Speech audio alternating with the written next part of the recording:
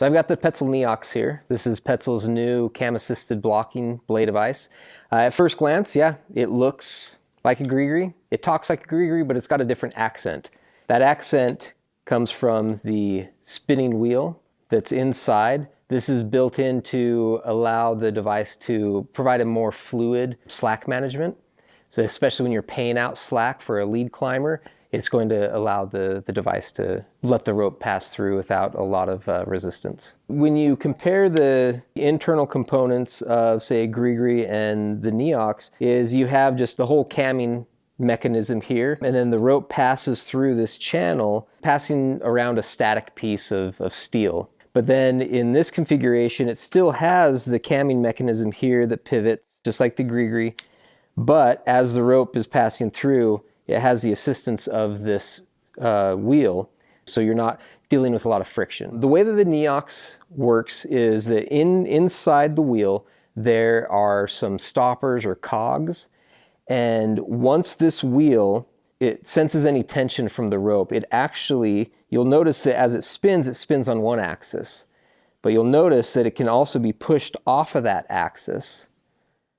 And once it's pushed off of that axis, it then is going to make it to where the internal cogs are going to be in line with each other and collide with each other, and then they will stop the wheel from turning. So once this wheel lifts up and then it spins enough to where the cogs come into contact, the wheel will stop, and then that's what will cause the cam to pivot and pinch on the rope. What we have built this device for is specifically optimized for lead belaying. Now, whether you're a beginner lead belayer or an advanced or elite lead belayer, you're gonna love the ability to be able to pay out that slack, not have to worry about short roping your climber as much. The standard gree-gree, this is the lighter, smaller, and more affordable option. This is the one that people are going to probably still gravitate to when they want to have a lot of versatility. So this is going to be people that want to be able to bring your gree-gree on a multi-pitch device and not have to worry about the weight of a bigger device like the Neox or the gree-gree Plus. And then you have the gree-gree Plus that, especially because of the belay mode selector, when this is in top rope mode, this is a dream for top roping. Because as you take in that slack, it's going to capture even more actively than the gree-gree, and you're not going to lose any of that progress. You're going to be able to keep the system taut. Yes, there's these rumors going out there that these are hands-free devices. None of the brands that make cam-assisted blocking devices are marketing them as hands-free devices. We all just need to understand that. So, do you need to be more vigilant with your brake hand with this device?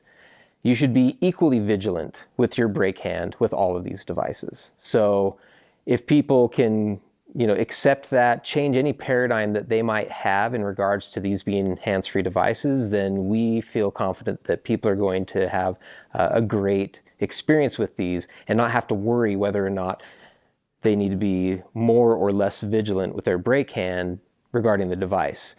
There have been questions, they look all the same.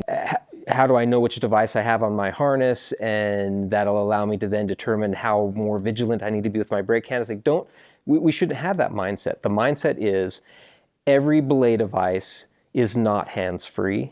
And so with that, a vigilant brake hand is imperative. And so with that mindset, it doesn't matter what belay device you have on your harness, you know that you're going to be an attentive and controlled belayer, and you won't have to worry whether or not the device is going to perform the action that you need in terms of arresting a fall. You will be the person arresting the fall. The device is only there to assist it, not do the work for you. So brake hand all the time, doesn't matter what device. All three of these devices are built with what we call progressive descent control. It actually gives you a 3-to-1 mechanical advantage when lowering, meaning that the amount of pressure you have to put on the handle is a lot less than if it was just a 1-to-1 mechanical advantage or lack of mechanical advantage. What you will notice though is that with the gree-gree and gree-gree Plus, you have this shape of area that the rope has to go. There's right here, there is a 90-degree angle that the rope has to pass. That's going to create a lot of friction. So even though these provide a very smooth lowering experience because of the progressive descent control, the 3-to-1 mechanical advantage and everything, you will notice that the lack of that 90-degree angle, it's going to lower just a little bit smoother. So a thing to keep in mind is that when the system is under weight, the wheel is not spinning. And so with that, it's going to, when you're lowering a climber, the wheel is not going to spin. It's stationary. And so with that, yeah, you're getting that full amount of friction on the rope, but it's a smoother surface that it's passing. So therefore, you'll notice maybe a slight change in smoothness when lowering, but otherwise the lowering experience, the mechanical advantage and the progressive descent control is pretty much all parallel between the three devices. Here in North America, we have glommed onto the pronunciation of Neox. You might hear overseas Neox. It's kind of a combination of next and new. So Neo and then next, the next device, so Neox is kind of a combination of those two. So in terms of weight, the Neox comes in at 235 grams compared to the Grigri Plus, which is 200 grams, and the Grigri, which is 175 grams. In terms of price as well, the Neox comes in at $150 US. Then we have $140 US for the Grigri Plus, and then for the Grigri, it's $110 US. One of the goals was to provide a very fluid experience for the belayer, which ends up giving a very awesome experience for the climber. But we also wanted to make it to where you could use traditional belay techniques and not have to worry about some proprietary specialized technique. And so with the Neox, we're finding that it's very limited in regards to the need to use that specialized technique for the Grigri and Grigri Plus. And I've also found through personal experiences that I get not as smooth of an experience when I use that specialized technique using the thumb, because there is play in that wheel. That wheel jolts up. And so yes, we still have the lip that allows you to get your finger in there to drop your thumb down. But as you experience the Neox, you'll notice you don't really need to deploy that method much at all. Right now I have on the device a 10.1 millimeter. So imagine doing regular belay techniques. I'm paying out slack right now effortlessly with a super fat rope. So it's going to be rare that you're going to need to deploy that. Now this device is very sensitive. It will lock up the moment it senses any sort of tension. You know, I'm barely breaking the strand, but I'm just adding enough tension to where it's locking up. What I've noticed is anytime that I have, just out of habit, wanted to use this specialized slack payout technique, I've noticed that my experience isn't as nice as if I were to just maintain this technique. And I've noticed that because, again, when you have it set up in this situation, you're creating bends in the rope's passing over metal to where you're creating more friction. And again, it's such a sensitive wheel that the moment it starts sensing tension, it's going to go off its axis, lock up, and then deploy the cam. And so I've noticed that you can hear it wanting to lock up right now, and I'm barely even holding the device. However, when I'm sitting here just passing it through, you're not hearing it want to lock up as much. And then even more so, when I have it in the full-on thumb on cam trying to defeat it, you can hear that click noise. That's the wheel going off axis. It's one step closer to locking up. And that alone, it provides kind of a jolty experience. So with the Grigri, you get the smoothest slack payout when you're using this method. And I have found in my personal experiences that I get the smoothest slack payout experience when I'm using normal belay technique. Yes, you can still use that technique. You won't need to use it as much, even with the 10.1, as you've seen me just pass this rope through without any effort or any hang up, and without even having to touch that cam at all with my thumb, like we usually do with the Grigri. The rope range for this device is the same as the other ones, 8.5 millimeter to 11 millimeter. We haven't identified like an optimum range like we do the other ones. So for example, the optimum range for the Grigri is 8.9 to 10.5. This one, really, we've seen that any rope that you throw in there, you're getting the same feel, same experience. So it's been quite nice. I've been blown away with how I can throw in a 10 millimeter rope and it feels as if I have my 9 millimeter rope in it. It blows my mind. You know, for the most part, for me, it's pretty easy to bounce back and forth because I understand how to make this a fluid experience for me with the specialized technique. And I know how to make this a fluid experience for me by using traditional techniques. So for me, it's like, I guess it just depends on which device is going to be in my bag. You know, if I have a dedicated gym bag and a dedicated outdoor climbing bag, the question is like, I own one of these and I own one of these, which one goes in what bag? I don't know. That's a good question. I think that maybe I do more belaying when I do gym climbing because you can just do a ton of laps, and so maybe I prioritize the heavier, more smoother device for my gym climbing than outside because there's longer approaches. I do want to keep things a little lighter. I might be going up a multi-pitch, then maybe the Gree stays my outside bag until maybe I get a second Neox after I fully commit to it. But I think that's maybe how I would divide it up.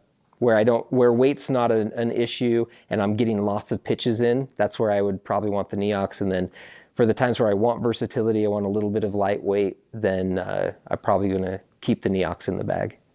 Yeah, when using any of these devices in what you would say guide mode, belaying straight off the anchors, which do with caution because there are ways that the rock itself can defeat the camming function, and you don't want to find yourself in a pickle like that. But when choosing to do so, you will notice theoretically that this one will provide you with a lot better glide. And so some people may enjoy that because then you're not wearing out your joints and everything. Mountain guides are starting to employ progressive capture devices when belaying straight off the anchors for the sake of just saving their tendons and joints. However, one thing you'll notice when doing it with the Neox is that you, again, may lose some of that progression. You may pull in some slack, and then depending on how tautly you're holding the brake strand, that slack might fall back through. Because again, nothing is capturing until you have weighted or tensioned the system, causing the wheel to lock up, then causing the cam to pivot and pinch. It's going to be kind of a personal preference. I think in theory, people might think this is going to be amazing to belay straight off the anchors. But then they'll notice that like, oh, but you know, sure, I get the advantage of a smooth slack pay through, but then I'm going to have to sit there and like consistently clench my fist because I need to keep things taut to keep it camming. So that's time will tell whether or not people enjoy this or this one more. I believe that from what I've experienced so far in those scenarios, this is probably going to be more of a assistant, so that you don't have to be sitting there gripping the whole time and you're not losing progression. Every time you pull in that slack, you don't have to pull it through again in those scenarios. So for me personally, I think this would be the better option, unless, again, you are just looking for a way to save on how much your joints and tendons are having to pull that rope up. But I'm more focused personally on how much I have to squeeze that brake strand, especially when somebody's kind of just slowly moving. I would prefer that one.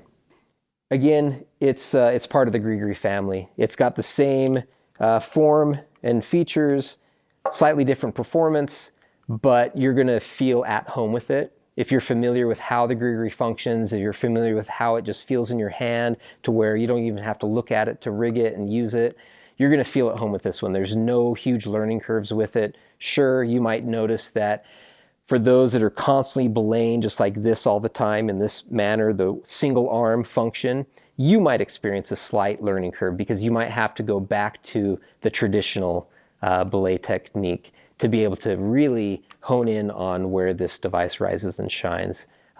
Because you'll notice that, yeah, some of the caveats to a device, every advantage has a disadvantage, and you'll notice that this particular device, when using this method of holding it, you might notice some inconveniences. So with that, aside from it being just the same that you've always experienced all these years with a Gree, it's going to feel very familiar. You may just have to find yourself readopting traditional belay techniques rather than the proper advanced Gree technique.